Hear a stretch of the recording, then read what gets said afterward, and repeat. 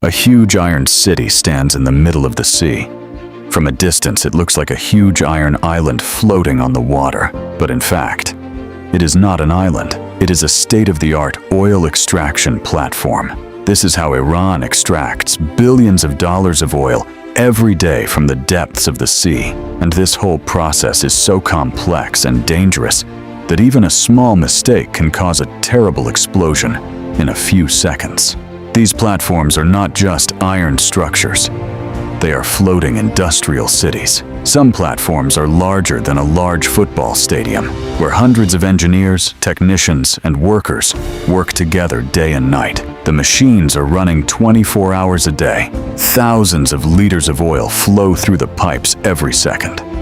Everything is controlled so precisely that the entire platform looks like a futuristic machine city. Thousands of meters deep under the Iranian Sea, billions of years old oil is stored.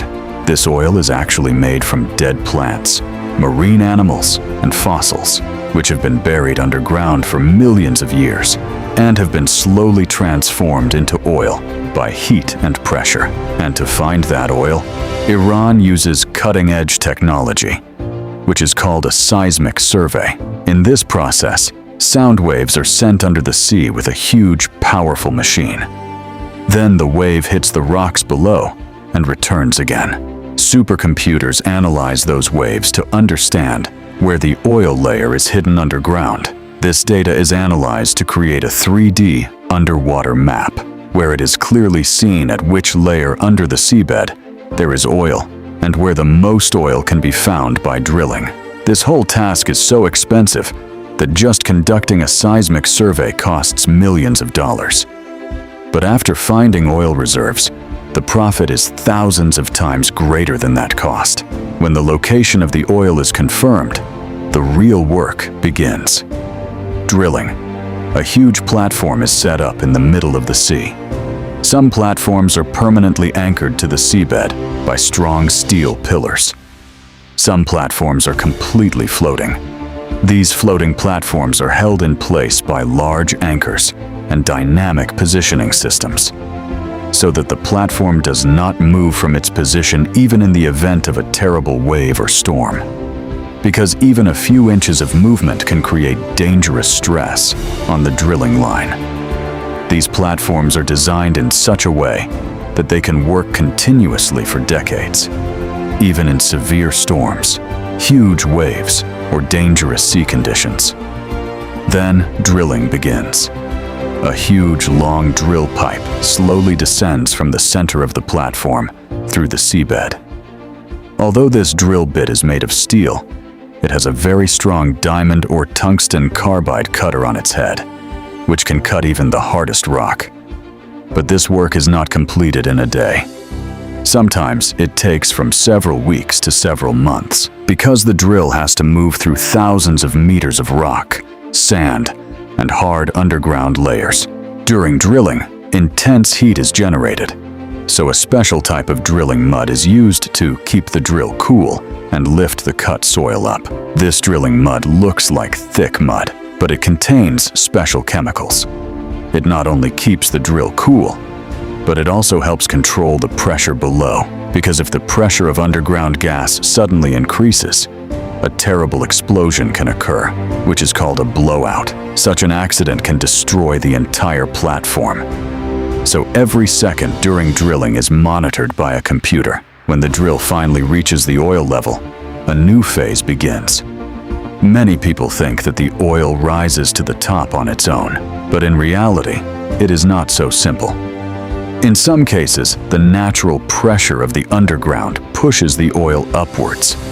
But when that pressure decreases, powerful pumps have to be used. These pumps are so powerful that they can extract thousands of barrels of oil a day. Sometimes gas injection or water injection technology is also used, where additional pressure is created by sending gas or water down, so that the oil rises to the surface quickly. It is very difficult for humans to work directly under the sea, because the pressure in the deep sea is so high that humans cannot survive for more than a few minutes. That is why Iran uses subsea systems. This means that special equipment is installed on the seabed, which is controlled remotely. This subsea system has huge valves, sensors, cameras, and robotic arms, which constantly send information. Engineers sit in the control room and monitor everything on a live monitor. If the pressure increases somewhere or there is a problem with a pipe, a warning message is sent immediately. Sometimes special underwater robots are used for underwater repairs, which are called ROV, or remotely operated vehicle. These robots can go deep into the sea and complete complex tasks using cameras and robotic arms. Even when the oil reaches the platform, it is not directly usable, because water, gas, and various chemicals are mixed with crude oil. That is why there is a small processing unit on the platform, where oil, gas, and water are separated. The gas is stored separately. Sometimes that gas is also used to generate electricity on the platform, and the water is specially purified and safely returned to the sea. Then comes the transportation stage. This oil is sent to land through huge pipelines, or it is exported to different countries around the world by loading it into supertanker ships. There is a pipeline network hundreds of kilometers long under the Persian Gulf of Iran, which directly deliver the oil to the refinery. These pipelines are made of very strong metal and are regularly checked with robotic scanners, so that there is no leak or damage anywhere. Because if oil spills into the sea, it can cause a terrible disaster for the environment. Thousands of marine animals can die if oil spills. Fish, turtles, dolphins, and even the entire marine ecosystem can be destroyed. So now, modern platforms use automatic shutdown systems, where the entire system shuts down within seconds if a problem occurs. There are also fire suppression systems, gas detectors, and emergency rescue systems, because working here means being constantly at risk. The workers working on this platform are given special training. They have to be trained in fire control, sea rescue, and emergency explosion situations. Many workers stay in the middle of the sea for 2 to 3 weeks. Then, replacement workers are brought in by helicopter. This entire platform is like a small city. There are living quarters, canteens, medical units, control rooms, and even a gym. But despite all this, working in the middle of the sea is extremely difficult. Because on the one hand, there are huge waves, and on the other hand, there is always the risk of fire and explosion. Yet Iran has been extracting a huge amount of oil from the sea for years, using this technology.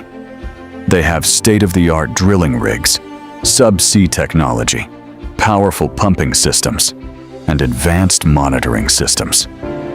This oil is not just fuel. It is one of the main strengths of the country's industrial, power, and transportation systems. While many countries in the world are dependent on other countries for oil, Iran maintains an important position in the global economy due to its vast oil reserves. And these huge iron cities standing deep in the sea prove every day.